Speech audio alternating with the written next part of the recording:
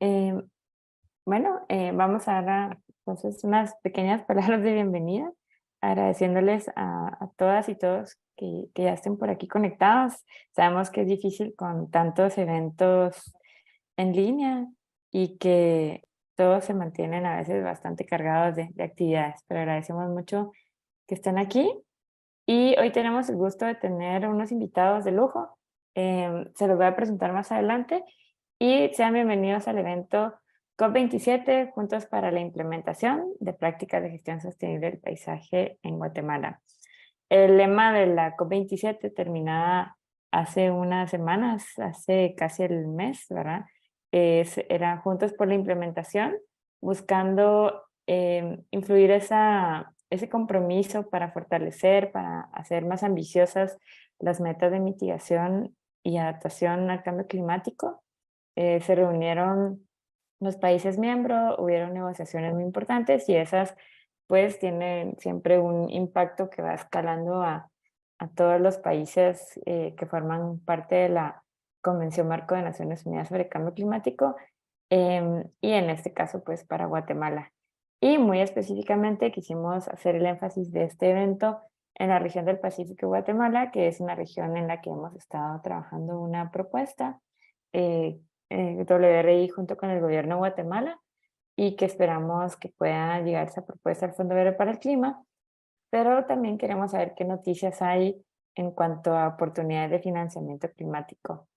Entonces, sin tomarles más el tiempo, es un gusto presentarles a nuestro primer panelista que va a estar haciéndonos una presentación general de la foto completa del evento, ¿verdad? Nos va a presentar los resultados de la COP27 a nivel global y su impacto en la gestión sostenible de los paisajes. Para ello, René Zamora, si puedes ir poniendo tu cámara, por favor. Mientras tanto, te presento. Gracias, René. Yo creo que todos conocemos a René, pero siempre un recordatorio. René es ingeniero forestal y doctor en Ingeniería y Economía Forestal. En WRI ha trabajado ya bastantes años y su trabajo ha incluido la coordinación de acciones y proyectos para la iniciativa 20 por 20. Su experiencia incluye el desarrollo de modelos de planificación estratégica, táctica y operativa para el manejo sostenible de recursos forestales, y también ha incluido el diseño e implementación de diferentes planes de gestión del paisaje en diferentes países y partes del mundo bajo diferentes objetivos ecológicos y económicos, incluyendo Guatemala, Mozambique, Chile, los Estados Unidos. René es un destacado investigador en temáticas diversas de economía y sostenibilidad y participó en la COP27 como parte del grupo de representantes de WRI, y estuvo también ahí liderando algunas de las reuniones en los pavilions, en los centros de reuniones y actividades que habían. Así que es un gusto, René, que estés aquí con nosotros y que de primera mano nos puedas compartir tu experiencia, lo que puedas contarle a Guatemala, qué perspectivas tiene Guatemala y qué perspectivas tenemos en el punto específico de gestión sostenible del paisaje. Entonces, adelante, prueba a compartir pantalla, por favor, y the floor is yours. Gracias, René. Gracias, Karen. ¿Me escuchan bien? Y solo confírmenme que pueden ver la pantalla. Sí, ¿verdad? Sí, sí te escuchamos y te vemos. Perfecto. Vemos tu Bueno, pantalla. gracias. Gracias, Karen. Digamos, yo les quiero contar, ¿verdad? Un poco la visión. Posiblemente muchos de los que están acá participaron en la reunión también de la COP, ¿no? 27 en este caso. Eh, y si no participaron, pues darles algunas perspectivas, ¿no? Al final, ahí se hablaron muchos temas, ¿no? Relevantes para los países en el tema de bosques y uso de la tierra.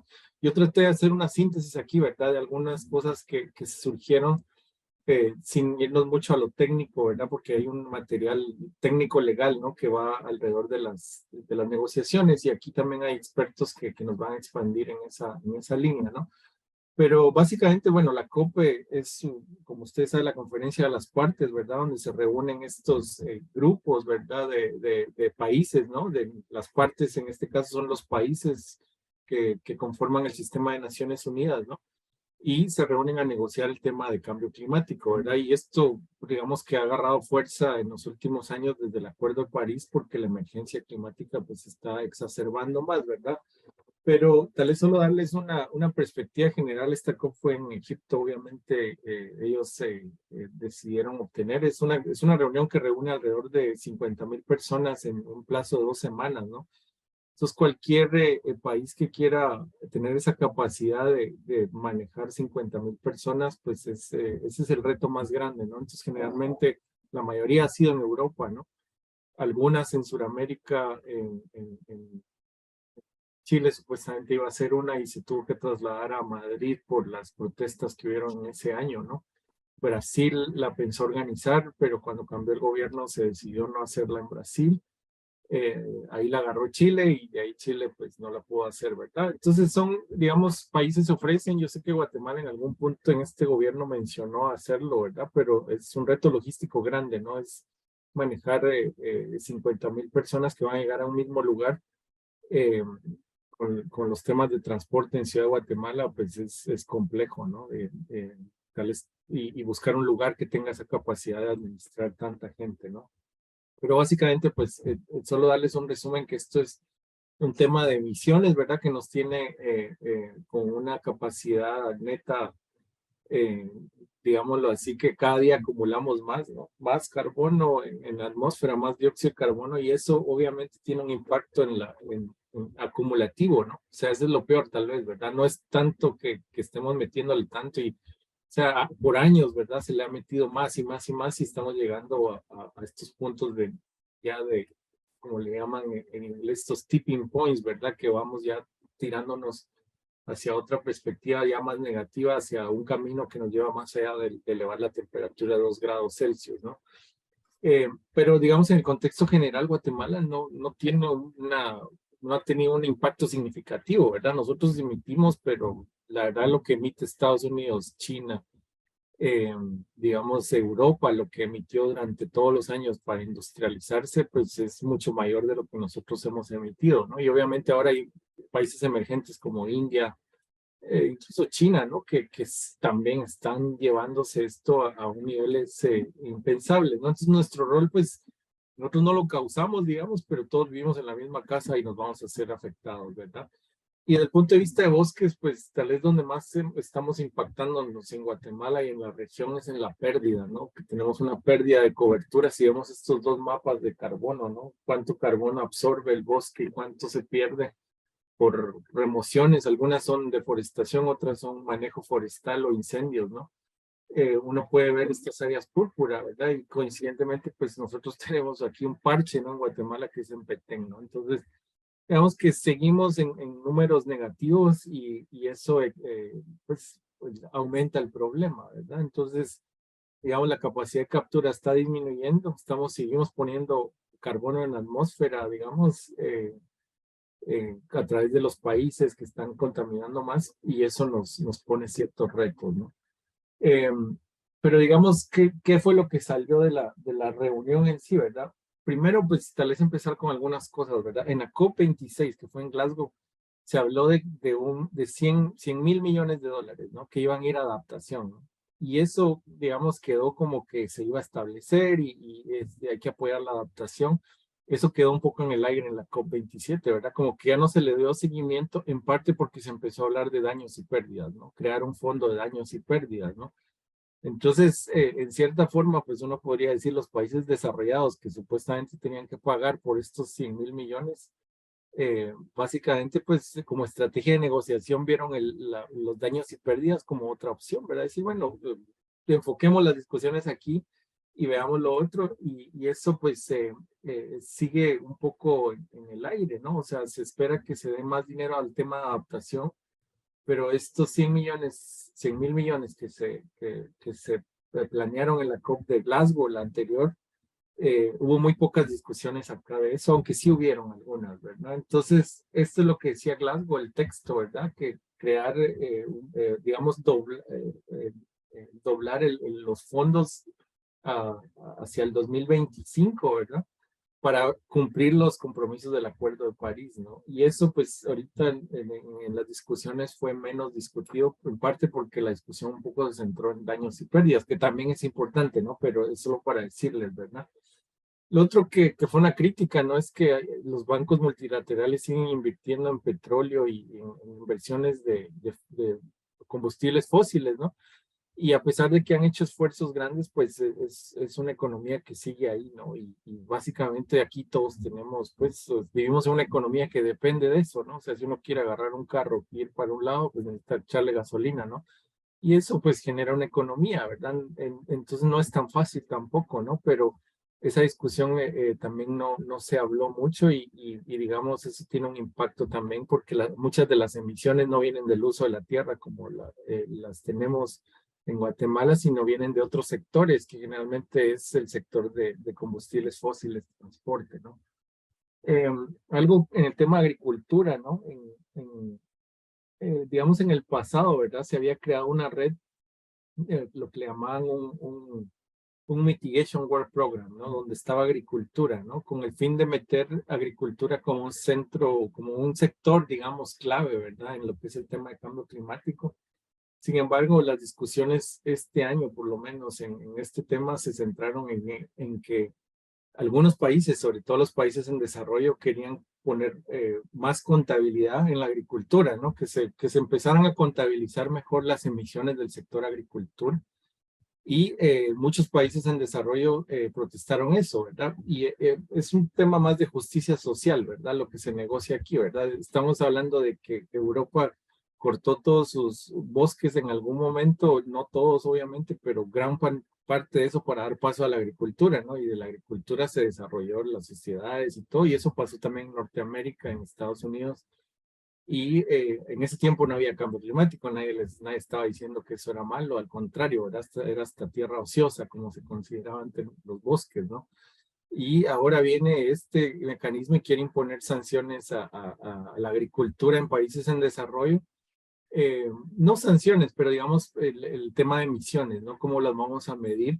Y hay ciertos países que tienen economías grandes en agricultura. Nosotros también dependemos mucho de la agricultura, pues saltan y dicen, bueno, esto no es justo, ¿verdad? Ustedes hicieron pedazos sus recursos, salieron al desarrollo y a nosotros no nos van a dejar porque estamos en un tema de cambio climático, que es un problema que más encima ustedes causaron, no nosotros, ¿no? Entonces ahí hay un tema también de importante que hay que considerar, pero tal vez lo más relevante de la negociación es que no hubo ningún objetivo de reducción de emisiones, ¿verdad? No se habló de eso, se creó o se renombró la red, esta ahora se llama la red de Sharm el Sheikh, como es la ciudad esta, ¿verdad?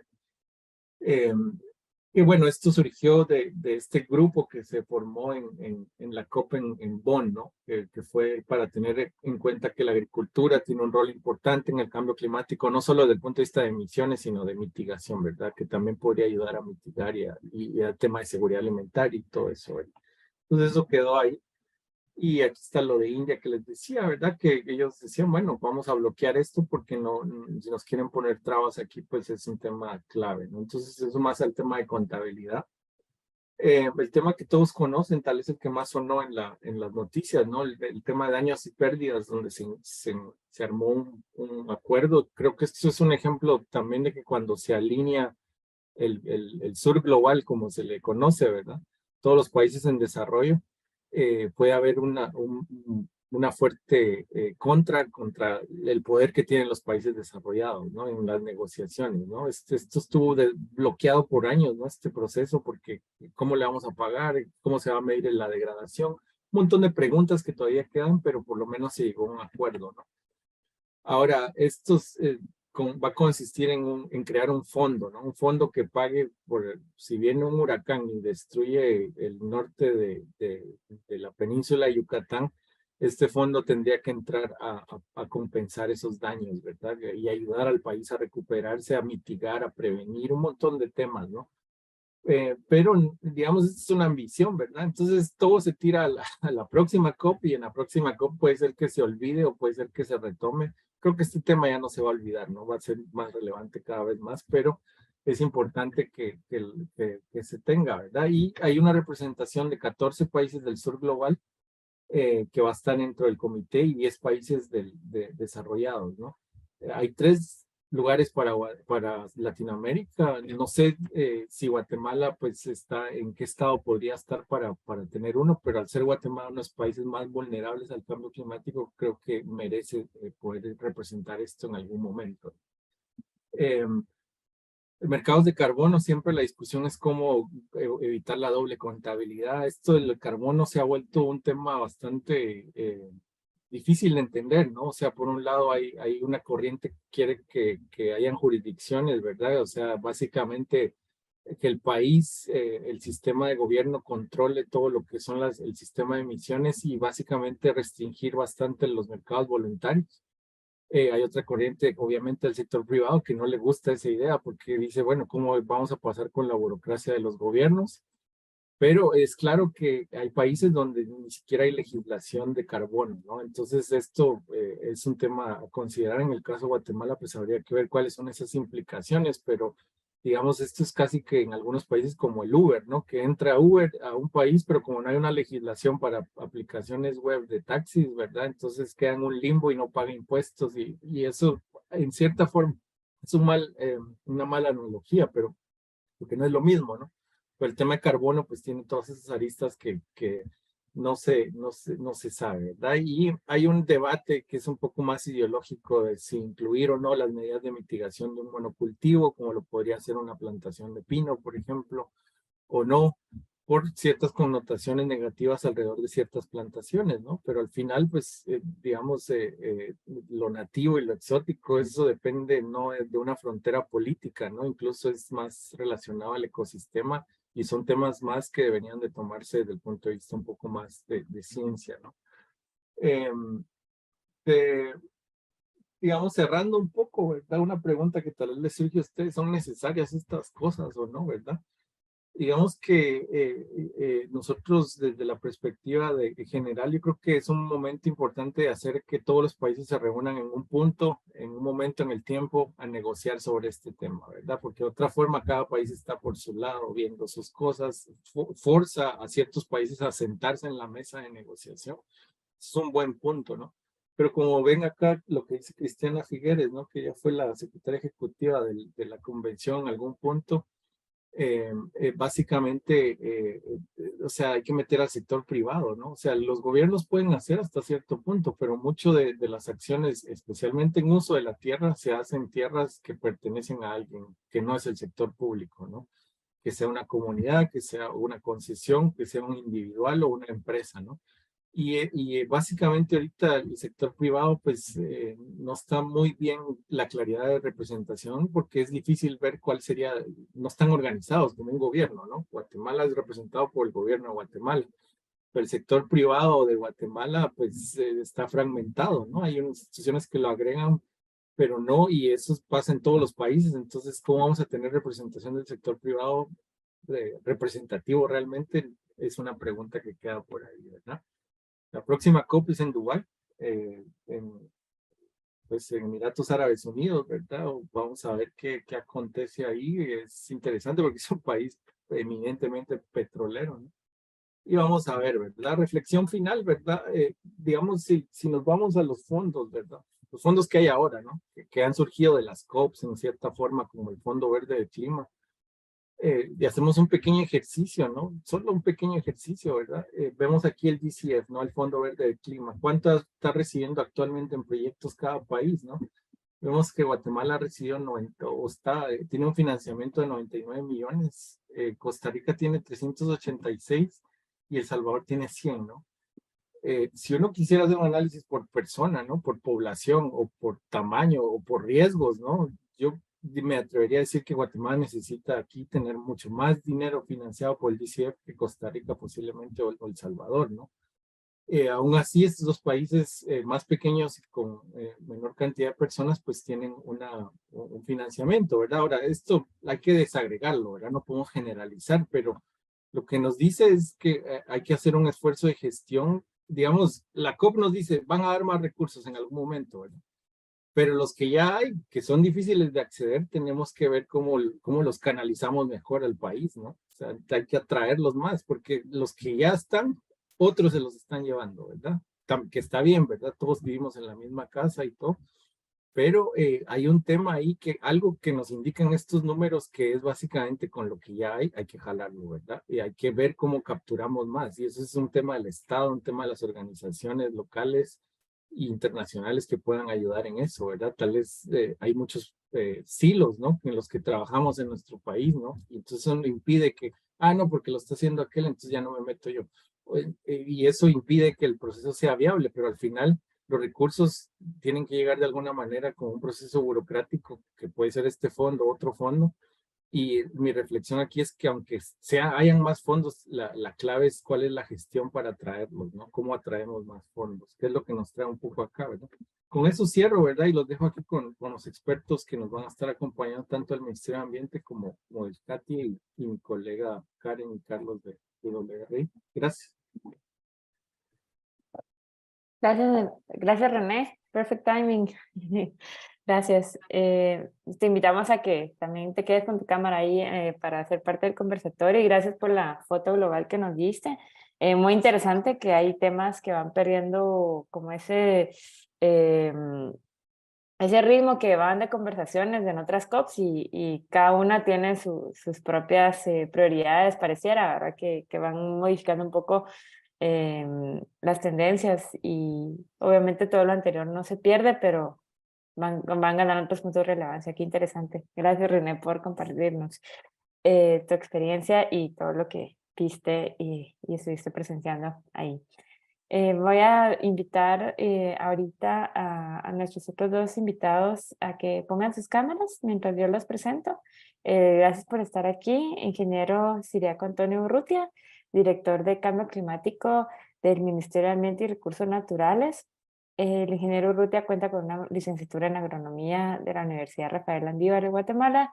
Su experiencia profesional es muy diversa, es amplia y ha abarcado temas de propuestas, implementaciones, soluciones en materia de cambio climático, gestión integral de riesgos ambientales, también gestión forestal, producción sostenible y orgánica en el sector agrícola y también ha estado en diferentes roles importantes para el país como representante nacional suplente de la Red Nacional de Comunidades Organizadas Beneficiarias del Programa de Incentivos Forestales de PIMPEP para los pequeños poseedores entre el periodo 2015 y 2017 y también ha estado en las últimas COPs siempre compartiéndonos cuáles son los resultados de estas COPs en las que ha participado.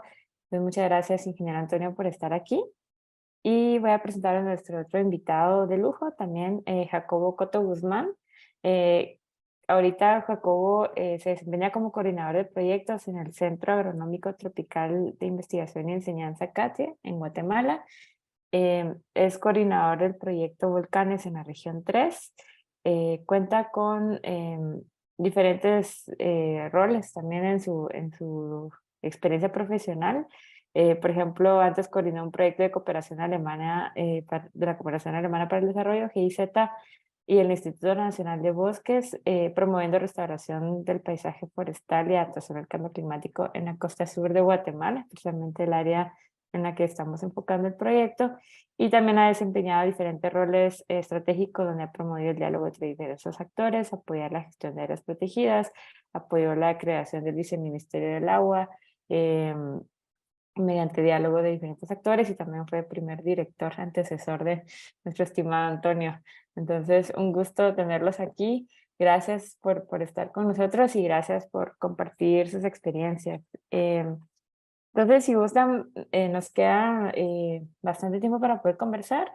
Podemos tal vez enfocar las preguntas que ya teníamos un poco visualizadas de qué quieren saber los guatemaltecos, cómo fue la COP27, qué retos ven para poder financiar las NDCs, que Guatemala, al igual que muchos países, las actualizaron el año pasado y se enviaron actualizadas a las NDC, algunas más ambiciosas, en otros casos reiterándolas, confirmándolas y haciéndolas más detalladas. ¿Y qué retos ven ustedes a la luz del financiamiento que se necesita? Y que hay oportunidades, pero tal vez no todas se aprovechan o no todas son tan aplicadas porque no se ha logrado tener ese apalancamiento de recursos de los países desarrollados hacia los países en desarrollo y vulnerables. Entonces, no sé quién gusta empezar. Ahí me pueden hacer alguna señal. Veo que Jacobo, los dos. Somos los dos. Antonio, Antonio, por Antonio, tema ok, oficial. por supuesto, adelante, Jacobo. Ahí se nos dio el espacio. Gracias, Jacobo. Adelante, ingeniero Antonio. Un gusto tenerlo aquí con nosotros y por favor cuéntenos su perspectiva. Gracias. Gracias, gracias Karen, muy amable por invitarnos y darnos la oportunidad de compartir tanto con usted como con el ingeniero René y el ingeniero Jacobo en este panel tan importante y pues lógicamente también a todas las personas que nos acompañan en esta reunión. Vea, es precisamente lo que René expuso, es lo que sucedió en esta reciente COP27. Y pues diría yo, el hecho de participar nosotros como el ente oficial, el punto focal de Guatemala ante la convención, y también porque, bueno, el Ministerio de Ambiente incluso da la membresía anual para que seamos miembros de la convención. Eh, Al final, siempre en cada COP, algo de relevancia sucede. Las mesas de negociación en las que nosotros como ente oficial participamos es bien compleja, ¿verdad? Porque pues ahí salen a luz todos los intereses de todos los países. A veces se entrampa la negociación en una palabra, que yo la interpreto de una forma, los países desarrollados la interpretan de otra forma, que la traducción del inglés, que es el idioma oficial en la convención, hacia todos los idiomas de los países miembros, se interpreta de otra forma y bueno, se entrampan las reuniones. Una de las mesas de negociación más grandes, más concurridas y que ocupa, por ejemplo, el salón más grande disponible en la convención, es precisamente lo que manifestaba René del artículo 6. ¿Por qué, verdad? Porque es la parte, digamos, medular de cómo trabajar el tema de financiamiento. Sin embargo, sigue atrapado, al igual que en la COP26, el tema precisamente de la transición de los proyectos de MDL hacia las nuevas formas de financiar estos mecanismos que de, perdieron su vigencia en el 2020. Se entrampó y no hubieron mayores acuerdos en ese tema, porque como decía René, todo se fue hacia pérdidas y daños. También se abordó, se empezó como a rescatar, por así decirlo, el tema de los planes nacionales de adaptación. En las mesas, por ejemplo, de financiamiento, de transparencia y de ambición, que son las mesas que nosotros participamos, también se fue hacia pérdidas y daños. Y al final, creo que lo más relevante de esto fue la creación del Fondo de Pérdidas y Daños. Por ahí estaba viendo ya una interrogante y precisamente esta interrogante, para ir dando como respuesta, es que esa forma de atender el tema de pérdidas y daños no está definido todavía.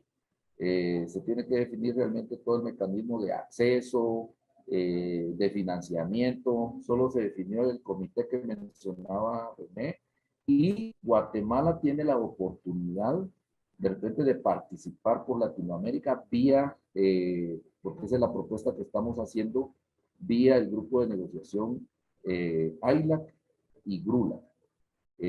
Entonces, creo que haciendo una buena incidencia en estos grupos podemos lograr una representación en este grupo en este comité que se conformó, ¿verdad? Para atender precisamente el tema de pérdidas y daños. Eso diría yo que fue lo más relevante. de ahí todo lo demás, pues, siguió la ruta de negociación, el tema de la ambición. Nosotros, como Guatemala, de conformidad con lo que comentabas, Karen, de nuestra NDC y, bueno, la hoja de ruta de implementación de la NDC, hicimos la propuesta vía ILAC, que la nueva meta de financiamiento no debe estar tanto en el sentido de que, bueno, tenemos disponibles ahí los 100,000 millones y ya hay países, por ejemplo, que dicen, miren, es que yo ya cumplí con mi compromiso de dar lo que me corresponde, pero resulta que la inversión no va hacia los países en desarrollo, sino que se queda en sus países. Entonces, hemos ya dado un 80%, sí, pero de ese 80%, casi el 90% se queda en los países que dan la plata. Entonces, no es tan así de que están los 100,000 millones, pero entonces la propuesta nuestra vía AILAC y que fue un punto que se propuso es que los países seamos los que definamos a través de las hojas de ruta de implementación de la CNDC cuánto es lo que necesitamos para cumplimiento de las metas de la NDC. Entonces, en lo que sí se coincidió en esta COP es de que toda la inversión, mejor si toda la inversión pública, privada y la de cooperación que lleve el enfoque ambiental, pues que vaya alineada a una, dos o a más metas definidas en la NDC. Nosotros en el ministerio ya empezamos a tomar las primeras acciones para que todas las propuestas de inversión que requieran un aval o que requieran nuestro dictamen como punto focal, tiene que llevar la alineación de la intervención en 1, 2, 3, 4 o en X metas de la NDC. Entonces, retos, pues tenemos prácticamente la parte de financiamiento. Tenemos que continuar con la coordinación interinstitucional, diría yo, para no perder las capacidades institucionales que se tienen, ¿verdad? Oportunidades para Guatemala, pues ahí están los diferentes fondos, porque por eso pagamos una membresía para tener acceso a esos fondos. Y ya vieron ustedes los datos interesantes que presentó René, ¿verdad? Si bien deberíamos de ser el país que más fondos tiene, aunque los ticos nos ganan en eso, ¿verdad? Que lloran un poquito más y son un poco más gestores, pero no estamos tan mal, por así decirlo. Entonces tenemos dentro de la convención, ¿verdad? Varios fondos, el Fondo Verde del Clima, el GEF, el Fondo de Adaptación que no ha estado tan accesible, y ahora pues este nuevo fondo de pérdidas y daños. Entonces tenemos prácticamente un abanico de fondos disponibles a los cuales podemos accesar claramente, ¿verdad? Creo yo que esas son, digamos, como las oportunidades que tenemos y lógicamente, pues, todo lo de este país tan maravilloso que es Guatemala, ¿verdad? Ofrecer oportunidades de inversión en ecosistemas, de inversión en zonas marino-costeras, de inversión forestal, una gama de áreas protegidas, con incrustaciones del aspecto cultural. Entonces es un país que tiene muchas oportunidades para poder, como guatemaltecos y bueno, también como algunas entidades internacionales lo hacen, hacer inversiones en materia ambiental, porque en Guatemala yo siempre lo he dicho, no se cosecha lo que no se siembra, ¿verdad? Es un país tan maravilloso que cuando uno va, por ejemplo, a Egipto es otro rollo, como decían algunos, ¿verdad? Lo majestuoso son las pirámides, pero en Guatemala tenemos esos monumentos y esas pirámides y todo el complejo de arquitectura maya incrustada en una biodiversidad altísima. Entonces, son oportunidades que tenemos ahí para invertir. Por ahí me quedaría, hay mucho que hablar, pero creo que conforme las preguntas vamos a ir desarrollando los demás temas. Gracias. Adelante, ingeniero Coto. Muchas gracias. Gracias, ingeniero Rutia. Interesante ahí lo que usted nos mencionaba.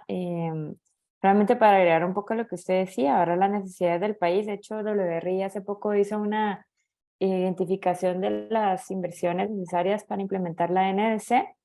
Este lo vamos a compartir en el enlace de la publicación, que está en inglés por ahora, pero ahí se identificaba que se necesitan cuadruplicar la inversión para el 2030 en temas de adaptación al cambio climático y sextuplicar para el 2050 para alcanzar realmente esas necesidades.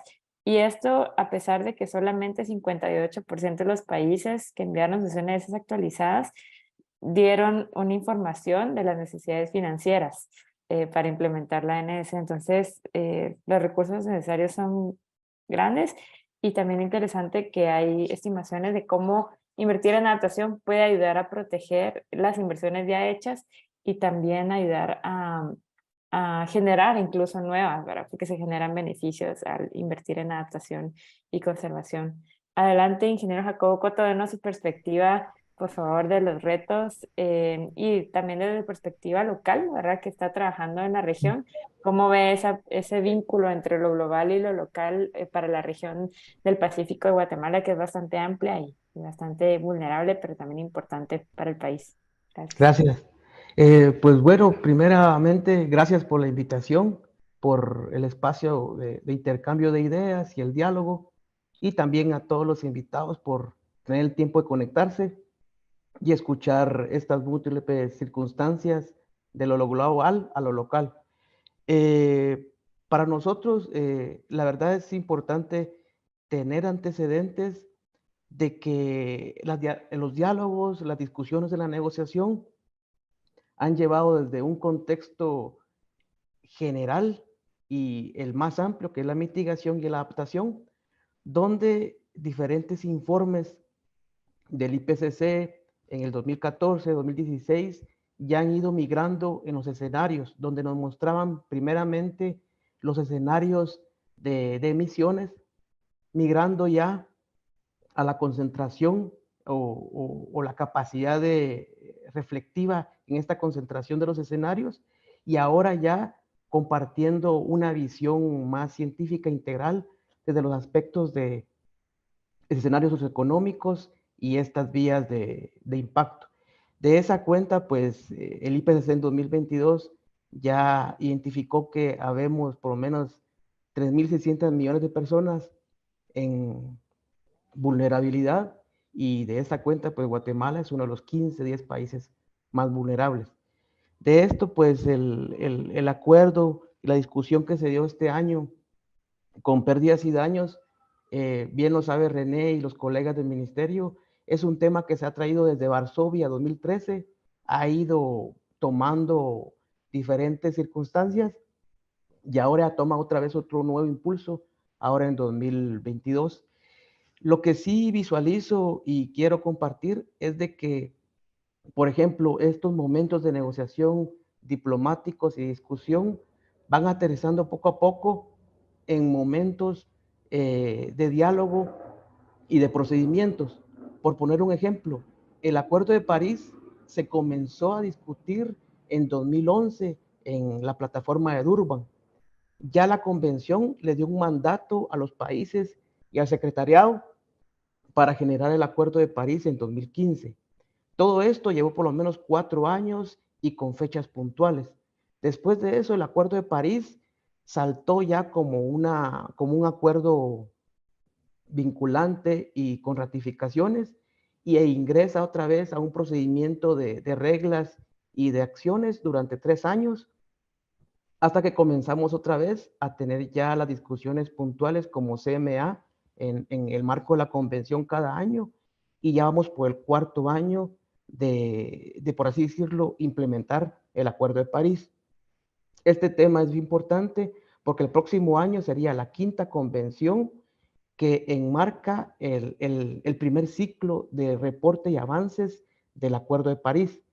Entonces, Me pareció muy grata la presencia y los aportes que dio el gobierno de Guatemala cuando mencionó mucho el tema de adaptación, el tema de cómo fueron duplicando el área en bosques, en la parte de concesiones forestales, y todo esto también aunado a un llamado por poder sumar a Guatemala en este gran bloque de trabajo que es la adaptación, siendo que los países que son desarrollados tienen más su negociación y su enfoque hacia la parte de mitigación. Entonces, en esta múltiple cantidad de negociaciones y de por lo menos 5 grandes elementos que engloba la convención, que es la COP, el Acuerdo de París como CMA, el seguimiento a protocolo como el CMP, los reportes del órgano subsidiario de científico y técnico y el órgano subsidiario de implementación, genera una múltiple cantidad de negociaciones. Pero lo importante es de que Guatemala ha ido sumando su discurso y su momento de fortaleza en la parte de adaptación, sin dejar de un lado la mitigación. De esto, pues, importante mencionar de que en la adaptación hay elementos muy relevantes, igual otra vez tomando en cuenta cómo el IPCC en su informe 2022 hace relevancia que para Centroamérica y Suramérica hay diferentes elementos relevantes, entre ellos la migración, la parte de ecosistemas, agricultura y alimentación, entre otros elementos. Y así también, sumando a lo que mencionó René, también se lanzó o se fortaleció la coalición de socios o de partes líderes en lo que es los bosques, la coalición de bosques, la cumbre de bosques, y todo esto le da como más fortaleza a esta visión que hemos tenido ya como convención en este caso, para poder manejar los 4.000 millones de hectáreas que tenemos aún de bosque remanente y cómo ir restaurando, en cierta forma incrementando y no perdiendo lo que vamos obteniendo o conservando. De esto, pues, mencionar que alrededor del mundo hay 700 millones de hectáreas en áreas protegidas y Guatemala cuenta con una gran parte de ellas. Lo mencionaron en la convención, duplicó su área de 2.500 kilómetros cuadrados de concesiones y de conservación en el norte de Petén a 5.000 kilómetros cuadrados y eso es muy relevante. Y de esto, pues también mencionar que por lo menos 45 millones de hectáreas son en sistemas agroforestales, de lo cual en Guatemala es una alternativa o una forma viable de poder diversificar la producción, el ingreso del productor y así también pues mantener un ingreso anual y complementándose durante este proceso anual de cosecha y de cultivo, siempre conservando cierta biodiversidad y conectividad en el paisaje que permite una mejor resiliencia. Estos elementos, aunado con la COP, a uno como técnico le cuesta un poco poder tener esperanza, debido a que es un marco muy diplomático y de alto nivel, donde está en las grandes nubes de análisis y hay que bajarlo a territorio, a un tema más puntual y pragmático. En este punto, pues ahí sí que tratar de motivar a los presentes y a los que dan seguimiento a sus temas. Por ejemplo, en el sector privado, visualizo, tengo como experiencia y también eh, eh, cierta, cierta esperanza de poder tener elementos donde el sector privado se pueda sumar a acciones que ya están disponibles. Por ejemplo, en el Fondo Verde lo mencionamos, tenemos 9 posibles ventanas de proyectos. Una está en ejecución puramente, dos están en ejecución, perdón, o iniciando ejecución como proyectos bilaterales y otros 7 como multilaterales. De estos, por ejemplo, hay fondos financieros donde el sector privado, por supuesto, en condiciones que son específicamente para capital de inversión como equity o bien como préstamos con mejores condiciones, donde esta parte rentable de las agencias acreditadas o de los administradores de estos proyectos en el Fondo Verde y que son de múltiples países, tienen que tener seguridad de una rentabilidad, de un manejo de sus fondos de inversión, que al final son mejores que un fondo normal, pero que necesitan una rentabilidad para responder al tipo de modalidad financiera que son. Les puedo mencionar, está Pegasus, lo pueden buscar en la página. También está el Álvaro Faun, que es el tema puramente forestal. También tenemos lo que del Banco Interamericano de Desarrollo con el manejo puramente de agricultura y resiliencia. Y así podemos ir complementando a estas acciones, pero también a las que vienen en gestión, como la que está liderando WRI con el gobierno de Guatemala, donde por lo menos lo poco que he podido entender y que he revisado, podemos considerar las 18, 14 cuencas de la costa sur de Guatemala, pero teniendo en cuenta que tenemos la parte alta, media y baja de la cuenca, con ecosistemas desde el mangle y esta parte también agrícola, pero también en la parte media, con la parte en manejo de bosques, también la parte de ecoturismo, el área de volcanes donde me encuentro, que es como la parte de cabecera de cuenca, y todos estos elementos también interrelacionan a diferentes actores que tenemos en el área, desde sector privado y organizaciones de segundo nivel con personería jurídica, hasta pequeños agricultores de subsistencia que tienen condiciones muy distintas a las que el gobierno tiene plasmadas como sujetos a poder ingresar a incentivo forestal. Entonces, esta múltiple cantidad de ecosistemas, paisajes y lugares emblemáticos de Guatemala, Costa Sur, da mucha motivación para tener un gran proyecto y a la vez sumar elementos que están en cierta forma a la mano. Gracias. Gracias, Jacobo. Muchas gracias, ingeniero, por lo que nos comentaba. Interesantísimo. Pues siempre recordar las propuestas que Guatemala puede tener con su paisaje actual, muy enfocado en la agricultura, ¿verdad? El sector más importante en la economía del país. Entonces, combinarlo con las soluciones que ya se han encontrado que fortalecen temas de adaptación y mitigación. Hay varias preguntas en el chat que ustedes han ido contestando. Muchas gracias. Ahí vamos a irnos a René y Antonio nos apoyaban en contestarlas por escrito, pero hay una muy interesante que creo que podemos utilizarla un poco para cierre, ¿verdad? Ya porque nos quedan 10 minutos. ¿Cómo Guatemala puede sumarse a las iniciativas regionales? No solamente pensando en la región SICA, Latinoamérica, sino también nosotros en nuestras regiones de país, ¿verdad? En este caso, la región del Pacífico.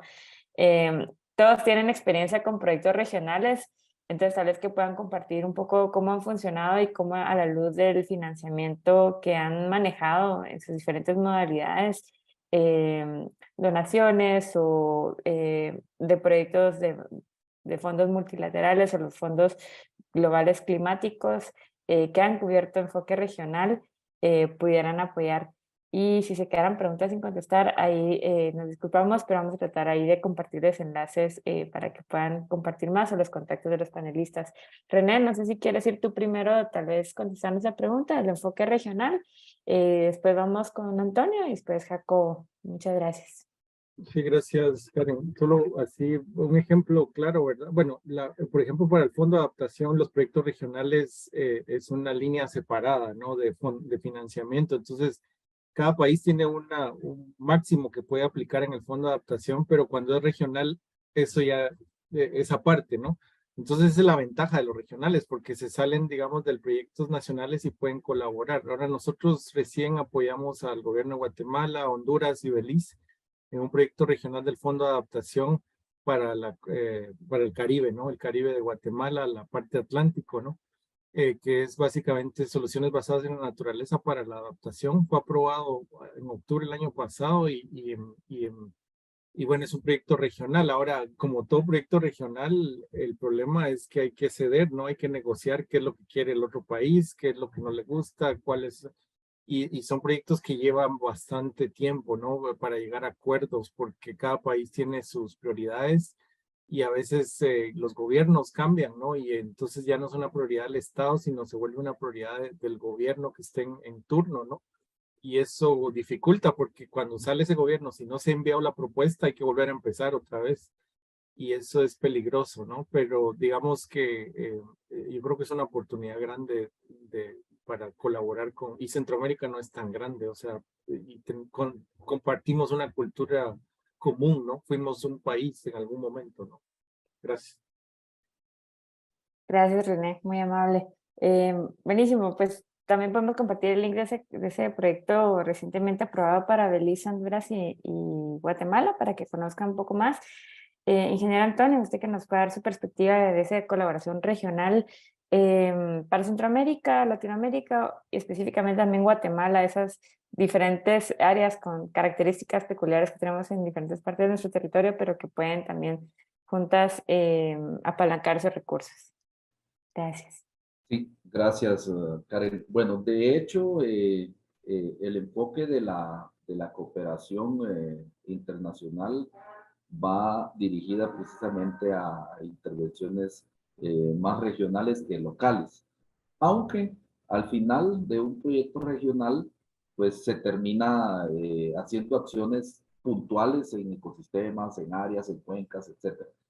Entonces, es importante porque nos permite efectivamente trabajar en dos o más países con condiciones similares la misma temática. Eh, También de repente un país toma la iniciativa de un planteamiento y se puede aprovechar esa oportunidad de repente con mayores capacidades de gestión o de implementación. Entonces, eso son diría yo, puntos a favor. En el Ministerio de Ambiente ya se han iniciado un par de iniciativas regionales, ¿verdad? Una que es el abordaje del corredor seco centroamericano, un financiamiento creo que alrededor de 200 millones de dólares. Eh, Recientemente, pues por la problemática con Honduras, principalmente por el arrastre de desechos flotantes, se está trabajando también un proyecto integral del manejo de la cuenca del río Motagua, binacional en este caso. Nosotros tenemos en la dirección un par de proyectos nacionales financiados por KfW, Banco Alemán de Cooperación, y ellos, bueno, la cooperación alemana, por ejemplo, solo creo que nos falta la notificación oficial, pero ya nos hablaron de que la cooperación alemana va a estar trabajando en proyectos regionales. Entonces tenemos que pues, irnos, ahí sí que, valga la palabra, adaptando hasta este nuevo sistema de inversión a través de la cooperación. Sin embargo, pues también existe la posibilidad de ir haciendo inversiones nacionales, ¿verdad? Los fondos tienen esa particularidad porque dentro de los principios del Acuerdo de París, pues está precisamente ese concepto de responsabilidades comunes, pero diferenciadas, ¿verdad? Porque al final cada país pues tiene sus condiciones locales muy, muy específicas. Entonces, la inversión también nacional pues sigue siendo válida, pero sí la cooperación, como les decía, pues va más por ese enfoque regional. Pero lógicamente eso nos conlleva que, por ejemplo, en esta COP estuvimos hablando con los delegados de Costa Rica y República Dominicana para hacer un grupo de negociación de países vulnerables a los efectos de cambio climático, hablando o entendiendo la región centroamericana y el Caribe, aunque del Caribe, pues República Dominicana es con quien más se puede hablar. Entonces, queremos hacer ese planteamiento ya formal para constituirnos como un grupo de negociación por la misma condición que tenemos, que estamos en la franja de los huracanes. Nosotros tenemos la particularidad de una cadena volcánica activa, las placas tectónicas que también nos afectan en algunos momentos. Y vean ustedes, hoy por la mañana tuvimos ya un temblorcito por ahí. Entonces, tenemos muchas cosas comunes que creo que nos van a ir llevando a que trabajemos más con la integración de dos o más países. Gracias. Muchas gracias, ingeniero. Bueno, nos quedan ya 3 minutitos. Jacobo, ahí se nos puede ayudar a cerrar. Gracias Ok. por su percepción. Y bueno, pues luego todavía damos el cierre final a todos, pero también había una pregunta interesante que tal vez te pueda cubrir. ¿Cómo se puede hacer realidad mitigación y adaptación para la región con lo que salió de la COP27 y su conocimiento? Gracias. Gracias. Muy amable, Karen. Yo creo hay elementos puntuales en el levantamiento de información, por ejemplo, en la parte de resolución de información, desde el espectro de sensores remotos, podemos tener resolución de 30 metros, 50 centímetros, pero esa resolución es una parte parcial de lo que es la realidad en el territorio.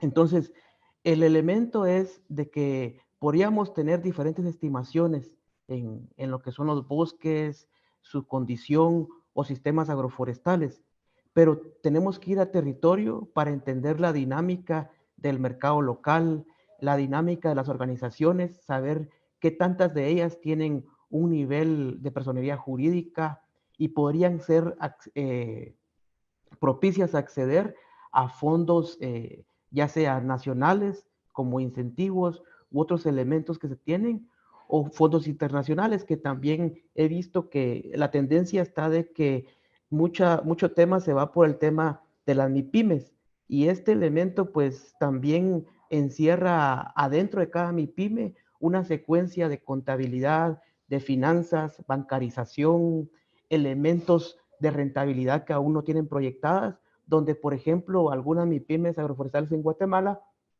aún deben de ir mejorando.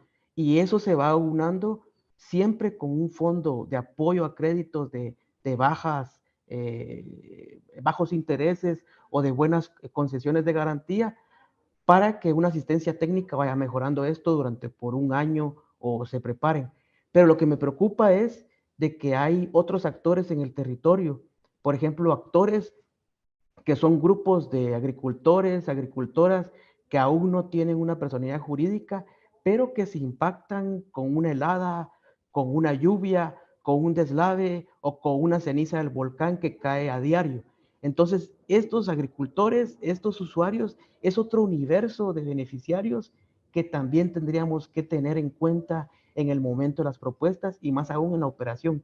Entonces, esta serie, por lo menos se me ocurren entre 50 o más diferentes actores y organizaciones en el área del Pacífico pueden sumar todos con sus elementos en territorio, su análisis de expertos y también los elementos que el liderazgo del gobierno de Guatemala pueda apoyarnos y tener como un Estado una gestión integral de nuestro paisaje. Entonces, yo creo que es muy motivante todo lo que puede traer una discusión hecha a miles de kilómetros, pero que al traerlo al territorio debemos de buscarle esa innovación de implementación. Yo me quedo ahí. Gracias. Muchas gracias. Nuestro colega René Zamora ya se tuvo que retirar y justamente porque ya estamos cerrando. Gracias, Jacobo, por los tips que nos dio. Realmente todos los actores del sector pacífico hay un llamado muy interesante. El Fondo Verde para el Clima financia proyectos del sector privado.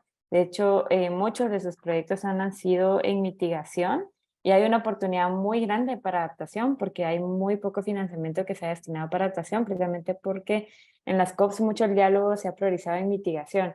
Y esta COP27 lo que tuvo en particular es que priorizó la adaptación, la necesidad de responder a los daños que estamos ya sufriendo como planeta por temas de cambio climático, y los países vulnerables buscaron esas opciones de cómo asegurar que esa sea una prioridad, no solamente adaptarnos a largo plazo o mitigar las emisiones, sino también desde ya ir ayudando a las comunidades que están siendo afectadas con pérdidas materiales y, lo más grave, de vidas, ¿verdad? Y sus medios de vida y pues todo lo que implica a una comunidad estar en un área vulnerable también es algo que requiere mucho esfuerzo y mucha conciencia, que creo que esta COP27 logró destacar bastante. Creo un comentario que también dijo Antonio en otra oportunidad, en gran parte creo que era un impulso el que fuera un país africano el host, ¿verdad? El del evento, y que destacara la importancia de esto, porque también es una región que